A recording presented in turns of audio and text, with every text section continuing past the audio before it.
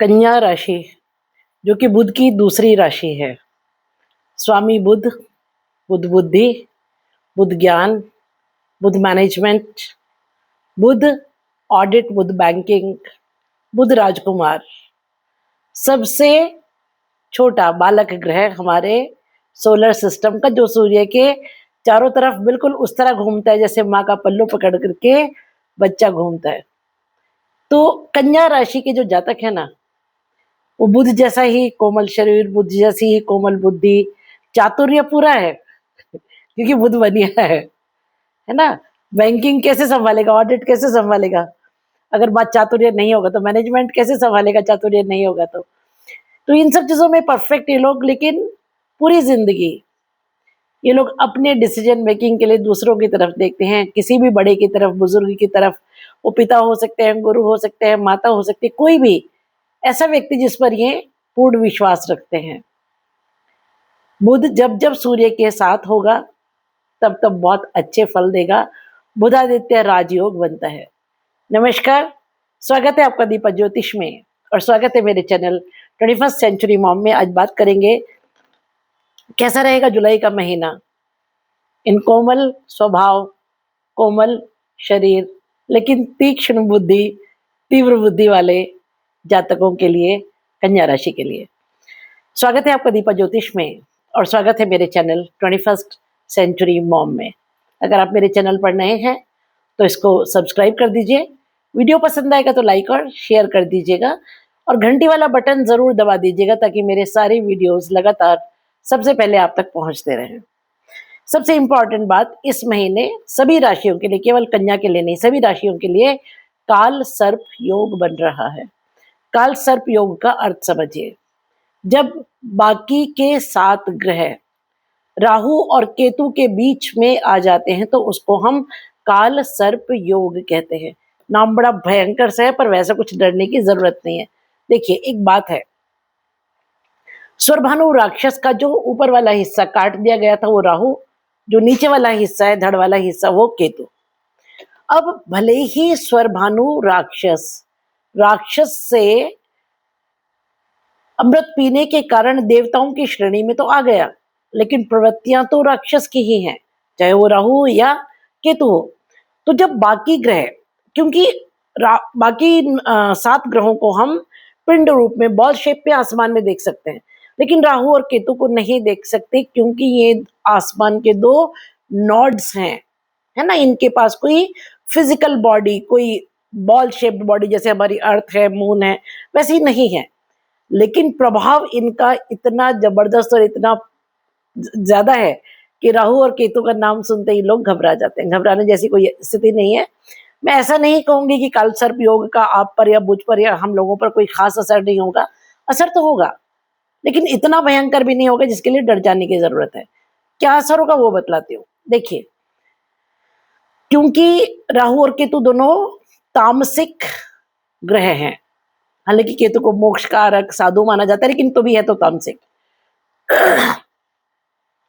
हमारा पूरा ब्रह्मांड, हमारी पृथ्वी, इवन हमारा शरीर सतोगुण, रजोगुण और तमोगुण तीनों से मिलकर बना है। तमोगुण हमारे जीवन का उतना ही इंपॉर्टेंट एक भाग, एक एस्पेक्ट है जितना सतोगुण और रजोगुण है। रात्रि तमोगुण से भरी हुई है। कल्पना कीजिए, अगर रात्रि होनी बंद हो जाए तो क्या होगा। हफ्ता भर अगर रात्रि नहीं हो, हम सब पागल हो जाएंगे, सो नहीं पाएंगे, है ना। तो तमोगुण भी उतना ही आवश्यक है।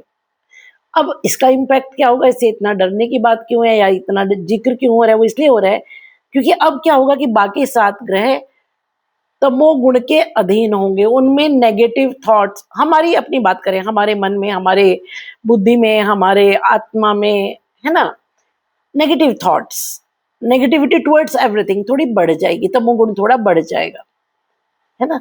चंद्रमा मन है, सूर्य आत्मा है, मंगल हमारे शरीर की एनर्जी है, so on and so on. उस तरह सारे ग्रह एक ना एक चीज को हमारी बॉडी में, हमारे शरीर में रिप्रेजेंट करते हैं। तो बाकी 7 में इस समय तमोगुण की अधिकता होगी। जैसे कि हम हर चीज को नेगेटिवली देखेंगे, बात बात पर गुस्सा कर जाएंगे। जो लोग कभी नेगेटिव एस्पेक्ट्स को नहीं देखते वो भी नेगेटिव एस्पेक्ट्स को देखने लगेंगे, या हमारे रिएक्शन कुछ सिचुएशंस पर नेगेटिव हो सकते हैं। अब करना क्या है? इस संसार में कोई भी समस्या जब बनती है उससे पहले उसका समाधान बनता है, इसलिए परेशान होने की जरूरत है नहीं। राहु के लिए दुर्गा पूजा कीजिए, सरस्वती पूजा कीजिए और अपने घर में कपूर रखिए। हो सके तो सिराने कपूर रखिए, जो पूजा वाला कपूर होता है, क्रिस्टल बॉल में खोल करके रखिए। केतु के लिए चींटियों को आटा और चीनी मिला करके दीजिए और हो सके तो अपने घर के ऊपर केसरिया ध्वज लगाइए। अगर आपके पास फ्लैट है तो बालकनी में लगा सकते हैं। ठीक है, इतना काफी है कालसर्प योग के लिए। बाकी देखिए, astrology is a remedial science, है ना। मैंने एस्ट्रोलॉजी मेरे पिता से सीखी। वो कहते थे कि astrology is astrophysics studied with the help of mathematical formulas, that's what astrology is. तो ये एक विज्ञान है इन ग्रहों का, इनके मूवमेंट्स का। सिर्फ ह्यूमन बॉडी पर नहीं, प्लैनेट, बाकी प्लांट्स पर, एनिमल्स पर, इवन सॉइल पर, इवन वाटर पर, सब पर असर होता है। तो क्योंकि इनके प्रभाव से कोई भी नहीं बच सकता, तो बट नेचुरल है कि हम पर भी असर तो होगा। अब हम बुद्धिजीवी हैं, अगर हम पहले से किसी चीज को जानते हैं तो अपनी बुद्धि को कुछ हद तक कंट्रोल में रखना हमारी जिम्मेदारी है ना। नहीं तो मैं भी अपना टाइम वेस्ट कर रही हूँ आपको बताने में और अपना टाइम वेस्ट कर रहे हैं आप इस वीडियो को सुनने में। अगर हम सचमुच में इन चीजों पर इम्प्लीमेंट नहीं करते तो क्या करना है हमें? हमें एक जागरूक मन से नेगेटिविटी को अपने से थोड़ा सा दूर रखना है। हमें मालूम है कि ये समय खराब है थोड़ा सा, तो हमें गुस्सा नहीं करना है। या अगर कोई प्रॉब्लम आ गई तो हमें उसे शांतिपूर्ण ढंग से सॉल्व करना है। अगर हम एक डेलिबरेट, एक इंटेंशनल एफर्ट करेंगे तो ऐसा हो ही नहीं सकता कि हम बुरी तरह प्रॉब्लम में फंस जाए। हाँ, थोड़ी बहुत प्रॉब्लम होगी वो तो निश्चित है, लेकिन किसी बड़ी प्रॉब्लम में हम में से कोई फंसेगा नहीं। शनि की 7वीं दृष्टि पूर्ण दृष्टि है प्रथम भाव पर, तब जब शनि रेवती में आपके 7वें घर में बैठे हुए हैं। शनि कठोर ग्रह है, डिसिप्लिन है, कर्म है, लेकिन रेवती में है। मेरे पिताजी कहते थे कि जो ग्रह जिस नक्षत्र में बैठता है अपना आचार व्यवहार उस नक्षत्र के अनुसार बदलता है, एडजस्ट करता है। आप राजा के घर जाएंगे तो राजा जैसा व्यवहार करेंगे, आप अगर साधु के घर जाएंगे तो साधु जैसा व्यवहार करेंगे। तो रेवती सेलिब्रेशन को दिखाता है किसी काम के कंप्लीशन पर। काफी लंबे समय तक शनि रेवती में रहेंगे। 7वें घर में है पूर्ण दृष्टि से प्रथम भाव को, यानी आपको देख रहे हैं, आपके शरीर को, आपके मन को, आपकी बुद्धि को। तो आप बहुत हार्ड वर्क करेंगे, किसी काम का कंप्लीशन होगा और उसके कंप्लीशन पर सेलिब्रेशन को रेवती दिखाता है, लेकिन डिसिप्लिन भी दिखाता है। कठोर तपस्या, कठोर कर्म, रेगुलरिटी, कस के मेहनत करना, दिनचर्या को प्रतिदिन बहुत अनुशासित रखना, ये दिखाता है 7वें घर का शनि जब रेवती में है। कि अगर कंप्लीशन ऑफ वर्क चाहिए, सेलिब्रेशन चाहिए, तो आपको सबसे पहले खुद को सेल्फ डिसिप्लिन करना पड़ेगा। ठीक है, बात करते हैं दूसरे घर की। यहाँ तुला राशि है जिसका स्वामी शुक्र शुरू में 4 तारीख तक आपके 11वें घर में और बाद में 12वें घर में। 12वां घर खर्चा है, वहां सिवाय शुक्र के किसी भी ग्रह को अच्छा नहीं माना जाता है। अब शुक्र को 12वें अच्छा क्यों मानते हैं उसका कारण समझिए। 12वां घर शैया सुख है, 12वां घर खर्चा है। तो जब हम सौंदर्य के लिए, सुख के लिए, अपने मटेरियलिस्टिक गेन्स के लिए कुछ खर्चा करते तो खुशी मिलती है उसके बदले में, इसलिए शुक्र को 12वें घर में अच्छा मानते हैं। जब 11वें घर में तो लाभ और इच्छा पूर्ति में, 12वें घर में लेकिन खर्चा भी होगा, ये निश्चित बात है।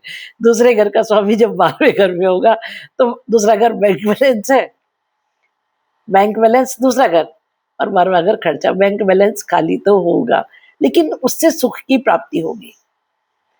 आप मकान खरीद सकते हैं, भूमि, भवन, वाहन, नई गाड़ी, नए कपड़े, नया इंटीरियर, कुछ भी, या ट्रेवल्स कर सकते हैं। 12वां घर ट्रेवल्स भी है, तो उसको उस पर खर्चा होगा और आपको खुशी होगी। कुटुंब में कोई शुभ मंगल काम, कुटुंब में प्रेम, कुटुंब में सामंजस्य, कुटुंब में धन की वृद्धि भी होगी। ऐसा नहीं है कि सारा खर्च हो जाएगा। बुध बनिया है, सारा खर्च होने नहीं देगा, है ना।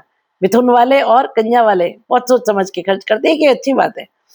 राहु की 9वीं दृष्टि है, कुछ अचानक घटनाएं कुटुंब में हो सकती हैं। वाणी बहुत ज्यादा मधुर रहेगी, क्योंकि शुक्र 11वें घर में और 12वें घर में दोनों जगह अच्छी स्थिति में, और शुक्र इस समय मघा में है। पितृ कृपा से कुटुंब में कोई शुभ काम, ये दिखाता है।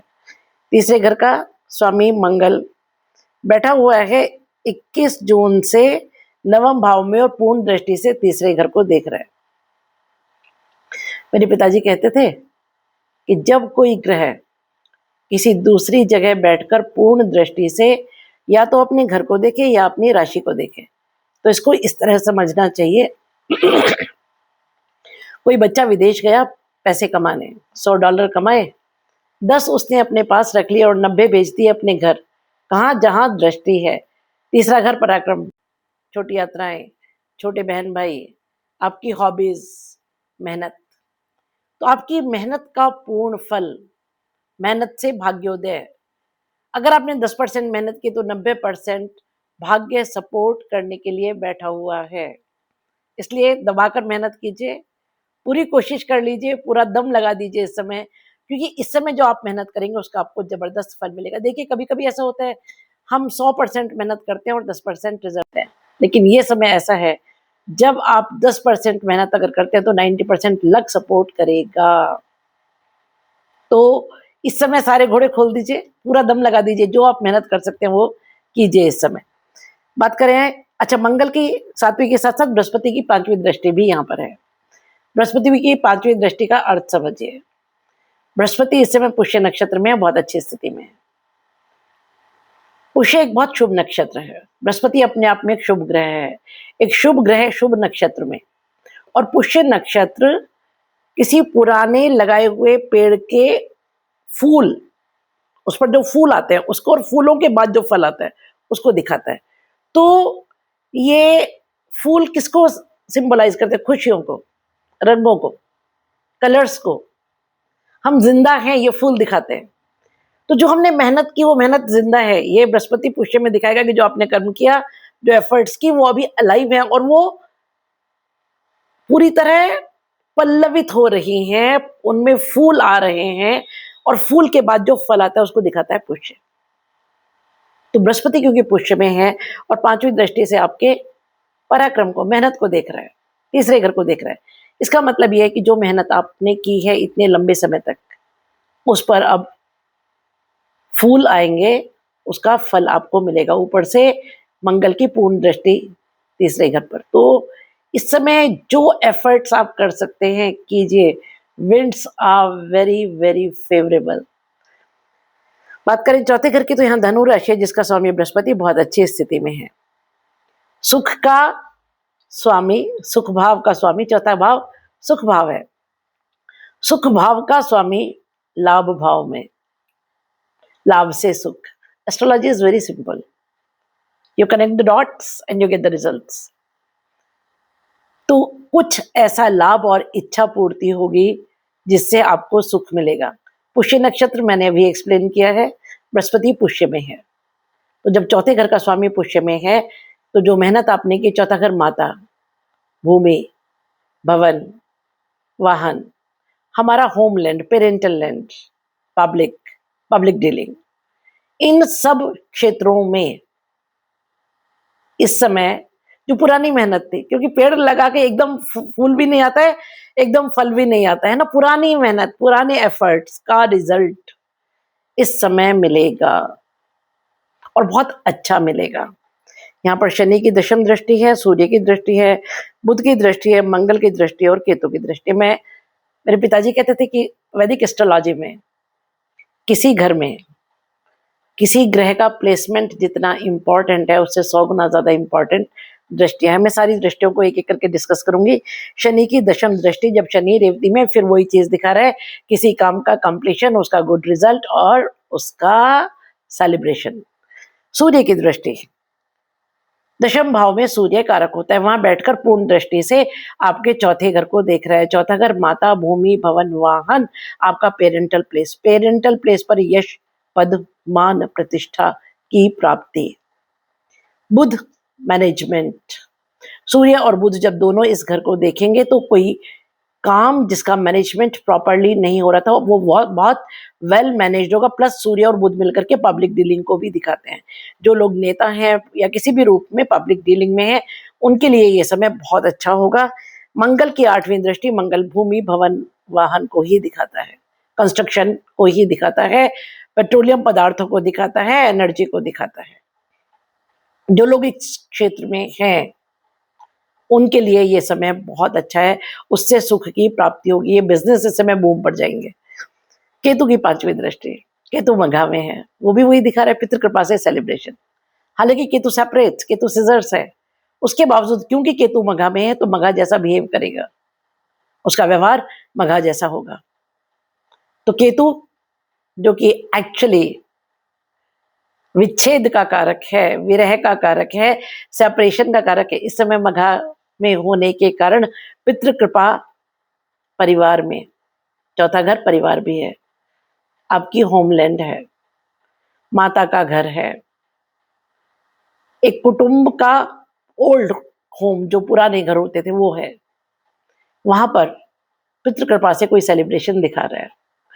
बात करें आपके 5वें भाव की है तो यहाँ मकर राशि है, जिसका स्वामी शनि 7वें भाव में रेवती में बैठा हुआ है। 5वां भाव विद्या, बुद्धि, संतान, हमारे प्रेम प्रसंग, हमारा पूर्व जन्म और जीवन का पूर्ण उत्थान। देखिए 1, 5 और 9 तीनों मिलकर के धर्म त्रिकोण को बनाते हैं। अब जब धर्म त्रिकोण में से सबसे इंपॉर्टेंट भाव पूर्व जन्म का स्वामी शनि जो कर्म फल दाता है वो होगा तो क्या होगा? पूर्व जन्म के कर्मों का फल। अब अगर आप अच्छा करके आए तो अच्छा और बुरा करके आए हैं तो बुरा। आप में से कई लोग कहते हैं कि आपने प्रेडिक्शन की हमारे लिए वो सही नहीं निकली। आपकी पर्सनल जन्म कुंडली बतलाती है कि आप पूर्व जन्म में क्या करके आए हैं। जनरली 5वें घर का शनि या तो 5वें घर में बैठा हो या उसका स्वामी हो तो उस बेचारे के पास खाली चाबी होती है आपके लॉकर की। लॉकर में क्या रखा है तो आप जाने। इसलिए शनि को दोष नहीं देने का, है ना। तो 5वें घर का शनि जब 7वें घर में होगा तो रेवती सेलिब्रेशन को दिखाता है। प्रेम प्रसंग, विद्या, बुद्धि, संतान के जीवन में सेलिब्रेशन। एजुकेशन के लिए बहुत अच्छा समय है, जो स्टूडेंट्स हैं दे शुड गो हैड, बहुत अच्छा कर पाएंगे। जीवन के पूर्ण उत्थान के लिए ये समय एक मील का पत्थर साबित होगा। इस समय जो प्रोजेक्ट्स आप लेंगे, जो काम आप करेंगे, जो भी कर्म आप इस समय करेंगे, क्योंकि उसमें पूर्व जन्म के कर्म भी जुड़े होंगे। तो दोनों जन्म के कर्म, पूर्व जन्म के और इस जन्म के कर्म। 7वां घर आपके वैवाहिक जीवन को दिखाता है। इसको मैं साथ साथ डिस्कस कर देती हूँ। 5वें और 7वें का संबंध इस समय बन रहा है। संतान और विवाह, प्रेम संबंध और विवाह।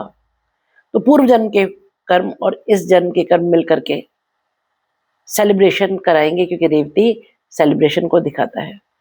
पार्टनरशिप है 7वां घर, विवाह है 7वां घर, बिजनेस है 7वां घर। तो बिजनेस में लॉन्ग टर्म प्लानिंग आप करेंगे, क्योंकि शनि शनै शनै कराता है, एकदम अचानक कुछ कराता नहीं है। स्पीड नहीं है शनि, स्पीड मंगल है। तो धीमे धीमे कराएगा, लेकिन वेल एस्टेब्लिश कराता है किसी काम को। एक इतनी मजबूत नींव बनाता है शनि जो 7 पीढ़ी तक हिलती नहीं है। इस दौरान जब तक शनि 7वें घर में रहेगा, 5वें घर का स्वामी होकर, पूर्व जन्म के जो संबंध हैं आपके, जो रिलेटिव्स हैं, फ्रेंड्स हैं, जो लोग पूर्व जन्म से जुड़े हुए हैं, उनका सहयोग आपको मिलेगा वैवाहिक जीवन में, बिजनेस पार्टनरशिप में, संतान के लिए, जीवन के पूर्ण उत्थान के लिए, एजुकेशन के लिए और प्रेम प्रसंगों के लिए। बात करें, यहाँ सूर्य, बुध, शुक्र और बृहस्पति की दृष्टि है। बृहस्पति पूर्ण दृष्टि से कारक भाव को देख रहे हैं अपने। 5वें भाव में बृहस्पति कारक होते हैं। तब जब बृहस्पति पुष्य में है, बहुत बहुत बहुत अच्छे रिजल्ट्स। जैसे कि मैंने बताया, कोई ग्रह जब पूर्ण दृष्टि से अपने घर को देखता है तो 10% रिजल्ट्स अपने पास रखता है, 90% वहां देता है जहां देखता है। 5वां भाव तो कारक है बृहस्पति का। संतान से कोई खुशखबर, संतान के जीवन में कोई खुशखबर, विद्या के क्षेत्र में खुशखबर, प्रेम प्रसंगों से कोई खुशखबर, और कोई ऐसा डिसीजन जो कि 7वां घर भी वही दिखा रहा है, 5वां घर भी वही दिखा रहा है, तो जीवन के पूर्ण उत्थान में मील का पत्थर साबित हो गए। बात करें आपके 6ठे घर की, तो यहाँ राहु देखिए शतभिषा से राहु ट्रांजिट कर रहा है, अभी धनिष्ठा में जा रहा है। 30 जून से ये ट्रांजिट शुरू हुआ है, 2 अगस्त तक लगभग पूरा हो जाएगा। 2 अगस्त तक शतभिषा को पूर्ण रूप से छोड़ करके धनिष्ठा में चला जाएगा। कोई भी प्लैनेट जब एक घर से दूसरे घर में या एक नक्षत्र से दूसरे नक्षत्र में अपना चेंज ऑफ प्लेस करता है तो अराउंड 45 डेज का टाइम लगता है। तो अभी क्या है कि शतभिषा और धनिष्ठा दोनों के गुण रहेंगे।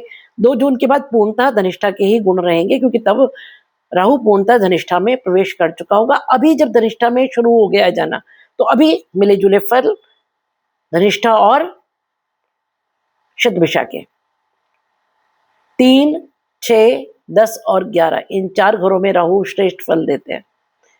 बहुत अच्छी पोजीशन में बैठे हुए हैं आपकी कुंडली में, छठे घर में रोग ऋण और शत्रु का नाश करेंगे। छठा भाव क्योंकि एक क्रूर भाव है, इसलिए यहाँ क्रूर ग्रहों का होना अच्छा माना जाता है। वो भी राहु जैसा छलिया। राहु चलेगा किस किस को? रोग को, ऋण को और शत्रु को। एक चीज। दूसरी बात, छठा भाव कंपटीशन का है, नौकरी का है, अचानक जॉब में परिवर्तन। धनिष्ठा मंगल का नक्षत्र है। राहु जब मंगल के नक्षत्र में जाएगा तो विस्फोटक योग भी बनाएगा। शत्रु हंता ही नहीं, प्रबल प्रबल प्रबल शत्रु हंता। मेरी एक सलाह है आपको, देखिए ऐसा नहीं है कि मैं कर्म करने में नहीं मानती हूँ, पर ये एक ऐसा समय है जो आपको थोड़ा सा एग्रेसिव बना देगा, विशेष रूप से जब काल सर्प योग है। अपने शत्रुओं से बदला लेने के लिए हो सकता है आप उतावले हो जाएं और वायलेंस पर उतर आए। अगर मैं विश्व की बात करूं तो यस, वॉर्स विल एग्रीवेट। तो कोशिश कीजिए कि अपनी बुद्धि को नियंत्रण में रख करके आप डिसीजन मेकिंग करें। वर्क प्लेस पर चेंज होगा, जॉब में अच्छा सडन चेंज होगा, एनर्जी बढ़ेगी। धनिष्ठा धन को दिखाता है, गेंस को दिखाता है, तो जो भी चेंज होगा वो धन के लिए और गेंस के लिए होगा, इसमें कोई शक नहीं है। और जैसा कि मैंने कहा कि शत्रु हंता होने तक ठीक है, लेकिन किसी पर प्रहार करने के पहले अपनी बुद्धि का, अपनी शक्ति का आकलन और उसके बाद भविष्य में होने वाले परिणामों पर एक निगाह जरूर डाल लीजिएगा। जैसा मैंने कहा, astrology is a remedial science. आपको पूर्व सूचना देना ही हमारा फर्ज है कि आप इस समय क्या कर सकते हैं और उसके परिणाम क्या होंगे। बाकी आपकी इच्छा। 7वां घर में डिस्कस कर चुकी हूँ, बृहस्पति की 9वीं दृष्टि है 7वें घर में, तो वैवाहिक जीवन में शुभ फल, बिजनेस में शुभ फल, बिजनेस पार्टनरशिप में शुभ फल इस समय होंगे। बात करें 8वें घर की, तो यहाँ मेष राशि है जिसका स्वामी मंगल 9वें घर में बैठा हुआ है। 8वां घर पाताल है, ट्रांसफॉर्मेशन है। 8वां घर ऑकल्ट है। 8वां घर अदृश्य धन, अदृश्य ज्ञान, जिसे हम जो चीजें पर्दे के पीछे हैं वो 8वां घर है, इसीलिए 8वें घर को रिसर्च कहते हैं। 8वां घर ससुराल भी है। मंगल एनर्जी जब 8वें घर का स्वामी होकर के भाग्य भाव में बैठेगा, अपनी एनर्जी से, अपनी मेहनत से ट्रांसफॉर्मेशन इन लाइफ। देखिए पिताजी कहते थे अगर कुंडली में कोई एक घर कुछ दिखा रहा है ना, ध्यान से देखो, बाकी घर भी वही दिखा रहे हैं। जरूरत है सिर्फ देखने की, ध्यान से देखोगे तो। तीसरे घर पर मंगल की दृष्टि 9वें भाव से पराक्रम का फल दिखा रहा है। 10% पराक्रम, 90% मैं ऐड करूंगा भाग्य की तरफ से। और जब 8वें का घर स्वामी भी 9वें घर में बैठा है तो क्या दिखा रहा है? मेहनत करो, transformation in life I will do for you. किससे? तुम्हारी ही मेहनत से। देखिए बिना मेहनत करे तो सामने जो थाली में रोटी है वो भी आपके मुंह तक नहीं जाएगी। तो ये वो समय, इसीलिए कह रही हूँ दौड़ सकते हो तो दौड़ो इस समय, जितनी मेहनत कर सकते हो करो, क्योंकि ये समय ऐसा है जब winds are very very favourable. और ये एक घर नहीं, कई घर दिखा रहे हैं। मंगल उदित है, मार्गी है, शनि की तीसरी दृष्टि है तब जब शनि रेवती में है। आपकी मेहनत से जो आप फल प्राप्ति करेंगे उससे सेलिब्रेशन की स्थिति आएगी। बहुत अच्छा समय है ये। 10वें भाव में सूर्य 16 जुलाई तक है, कारक है 10वें घर में। बुध यहाँ वक्री है, अस्त है, अपनी ही राशि में है, बुध स्वराशि में, और सूर्य यहाँ सब राशि में है। 21 जुलाई से बुध मार्गी हो जाएंगे। सूर्य और बुध मिलकर के बुधादित्य राजयोग बनाएंगे। मुझे किसी ने पूछा मैडम बुध तो अस्त है, कहाँ से अच्छे फल देंगे? आपका तो वैसे भी राशि का स्वामी है। तो सूर्य, अस्त ग्रह का अर्थ क्या है? जब कोई ग्रह सूर्य के बहुत करीब चला जाता है, तो सूर्य की ऊर्जा, उसका कलर, उसकी एनर्जी, उसका प्रकाश, उसकी ऊष्मा, उसका ग्रेविटेशनल फोर्स दूसरा ग्रह जो धीमे धीमे उसके पास आता है उसको पूरी तरह अपने आप में व्याप्त कर लेता है, अपने आप में कवर कर लेता है, ढक लेता है, उसे आच्छादित कर देता है, अपने आप में समा लेता है। पारशर ऋषि ने वैसे भी इसके बारे में यही कहा है कि अस्त ग्रह को सूर्य अपने हृदय में धारण कर लेता है। इसका ये तो टेक्निकल बात हुई, अब इसका व्यवहारिक अर्थ समझिए। बुध क्या है? बैंकिंग है, ऑडिट है, मैनेजमेंट है, रिसर्च है, ज्ञान है, बुद्धि है। ये सारे पोर्टफोलियोज अब किसके पास चले जाएंगे? सूर्य के पास। एक बालक की शक्तियां, उसका डिपार्टमेंट, उसका जो मिनिस्ट्री थी वो राजा के हाथ में चली गई। अब डिसीजन मेकिंग किसकी तरफ से होगी? राजा की तरफ से। बुध तो बालक है, बुध इमेच्योर्ड है। एक राजा जब उसके बिहाफ पर डिसीजन मेकिंग करेगा तो decisions will be more matured, more wise, ज्यादा बुद्धि से पूर्ण, चातुर्य से पूर्ण, कमांड से पूर्ण, एक्सपीरियंस से पूर्ण डिसीजन मेकिंग होगी उसकी। तो क्या होगा कि इसीलिए इसको राजयोग कहा गया। भले बुध अस्त है, भले ही बुध अस्त है, लेकिन उसके परिणाम खराब नहीं होंगे। हाँ, बुध की जो अपनी एक इंडिविजुअल आइडेंटिटी है वो दिखनी बंद हो जाएगी, वो कम हो जाएगी, वो नहीं दिखेगी, ये पक्की बात है। 21 तारीख से जब बुध मार्गी हो जाएगा तब बालक कहेगा पिताजी बहुत हो गया, मेरे डिसीजंस मुझे लेने दीजिए। तब से फिर बुध की जो आइडेंटिटी है वो दिखनी शुरू होगी, वो सूर्य के प्रभाव से बाहर आ जाएगा उस समय। लेकिन अस्त बुध भी जब सूर्य के साथ है, सूर्य में जब अस्त है तो उसके परिणाम अच्छे ही होते हैं। राहु की पंचम दृष्टि यहाँ पर है, तब जब राहु धनिष्ठा में जा रहा है, 10वां घर आपका कर्म स्थान है। कर्म स्थान पर कोई बहुत बड़ा लाभ, सरकार से लाभ, पिता से लाभ, बॉस से लाभ, कोई प्रमोशन, कोई बहुत अच्छी चीज जिसमें कमांड बड़ों के हाथ में चली जाएगी, आपके हाथ में तो नहीं होगी। लेकिन अगर बड़ों के हाथ में कमांड जाके भी उसके रिजल्ट सच्चे होते हैं तो क्या ही बुरा है, वही होने वाला है। बात करें 11वें घर की, तो यहाँ सूर्य 16 तारीख से आ जाएगा। 11वें घर में भी सूर्य कारक है। बुध यहाँ 1 से 7 तक रहेगा। बुध वक्री होकर के आ रहा है एक्चुअली 11वें से 10वें घर में। 1 से 7 तक शुरू में 11वें घर में, बाद में 10वें घर में आ रहा है। 4 तारीख तक यहाँ शुक्र है और बृहस्पति यहाँ पूरा महीना उच्च के हैं, पुष्य नक्षत्र में है, उदित है, मार्गी है और अतिचारी है। 11वां घर इस समय आपका सबसे रिच है। 11वां घर लाभ और इच्छा पूर्ति है। जब 11वें घर में इतने शुभ ग्रह, सूर्य यहाँ कारक, सरकार से लाभ, पिता से लाभ, बॉस से लाभ। 1 से 7 तक Budh well managed things, very well managed. Budh वक्री जब होगा तो बहुत स्ट्रांग हो जाएगा। कोई भी ग्रह जब वक्री होता है तो बहुत स्ट्रांग हो जाता है। तो मैनेजमेंट गजब, बैंक से लाभ, ऑडिट से लाभ, इन चीजों से लाभ मिलेगा। शुक्र तो 4 तारीख तक ही है, पर यहाँ बहुत अच्छे फल देगा 4 तारीख तक। बृहस्पति की जहां तक बात करें तो बृहस्पति यहाँ पर बहुत अच्छे फल देगा। कर्क में उच्च का है बृहस्पति, उदित है, मार्गी है और अतिचारी, बहुत बहुत बहुत पावरफुल है। 2, 5, 9 और 11 इन 4 घरों में बृहस्पति कारक होते हैं। अपने ही कारक भाव में बैठकर अगर हम परमानेंट हाउस की बात करें तो ये शनि का घर है। परमानेंट हाउस तो यहाँ कुंभ राशि आती है, उसके घर में बैठे हुए हैं। हालांकि इस समय यहाँ कर्क राशि है, तो बृहस्पति यहाँ बहुत अच्छे फल देंगे। विशेष लाभ, विशेष इच्छा पूर्ति, कोई ऐसा काम जो बहुत लंबे समय से आप करना चाहते थे, कुछ चीजें जो आप पाना चाहते थे, इस समय कर पाएंगे और उनकी प्राप्ति आपको होगी। 12वें घर की बात करें तो केतु मघा में है। शुक्र भी 4 तारीख से केतु के साथ मघा में ही आ जाएंगे। शुक्र और केतु आपस में मित्र हैं। शुक्र धन, संपदा, वैभव। किसी ने कहा मुझे मैडम पत्नी भी तो है। हाँ जी, बिल्कुल सही कहा आपने, पत्नी भी। पुरुषों के केस में हम पत्नी को शुक्र से ही देखते हैं। मघा पितृकृपा, पितृकृपा से संतति, पितृकृपा से प्रेम, पितृकृपा से वैभव, पितृकृपा से सामंजस्य, पितृकृपा से धन का आगमन, लेकिन साथ साथ खर्चा भी। केतु 12वें घर में मोक्ष का कारक होता है। तो इस समय जो आप गतिविधियां करेंगे ना, भले ही वो शुक्र तो मटेरियलिस्टिक गेन्स को दिखाता है ना, बृहस्पति के साथ केतु हम मोक्ष का कारक होता है, लेकिन भले ही शुक्र के साथ हो, केतु तो केतु है। भले ही शुक्र के रंग में रंगा हो, फिर भी केतु तो केतु है। तो इस समय आप कुछ दान धर्म करेंगे, कुछ ऐसी चीजें करेंगे या कुछ ऐसे लोगों पर खर्चा करेंगे जिससे कि आपको आत्मिक संतोष की प्राप्ति होगी। ये है मेरी रीडिंग्स इस महीने के बारे में। अगर मैं रेमेडीज की बात करूं तो काल सर्प योग की रेमेडी तो मैंने आपको शुरू में ही बता दी है। उसके अलावा शनि 7वें घर में बैठकर पूर्ण दृष्टि से आपके प्रथम भाव को देख रहे हैं और काफी लंबे समय तक अभी देखेंगे, तो हनुमान चालीसा कीजिए।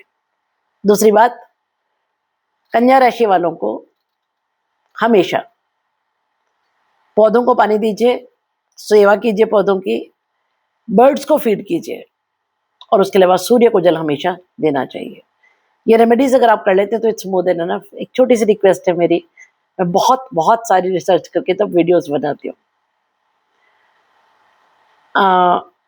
मैं ऐसा नहीं कहती हूँ मेरी झूठी तारीफ कीजिए, उसकी कोई ज़रूरत नहीं। आपको सचमुच में मेरा वीडियो जैसा भी लगा बताइए ज़रूर, मुझे इंतज़ार रहेगा आपके जवाबों का, आपके कमेंट्स का। मैं लगभग हर कमेंट का जवाब देने की कोशिश करती हूँ और ऐसा मैं कभी नहीं कहती मैं पूर्ण पंडित हूँ, क्योंकि ज्योतिष एक बहुत विशाल समुद्र है। इसको पूरी तरह जानने के लिए तो कई जन्म भी कम है, एक जन्म तो बहुत ही कम है। तो जितना ज्ञान है मुझे, जो मैंने मेरे पिता से सीखा, जो मेरे पिता ने पढ़ाया, जो ज्योतिषीय ग्रंथों का मैंने अध्ययन किया, उससे जितना भी जो भी अल्प ज्ञान मुझे है वो आप तक पहुंचाने की कोशिश करती हूँ। क्या लगा, कैसा लगा, बताइए जरूर। स्टे हैप्पी, स्टे ब्लेस्ड, खुश रहिए, मस्त रहिए।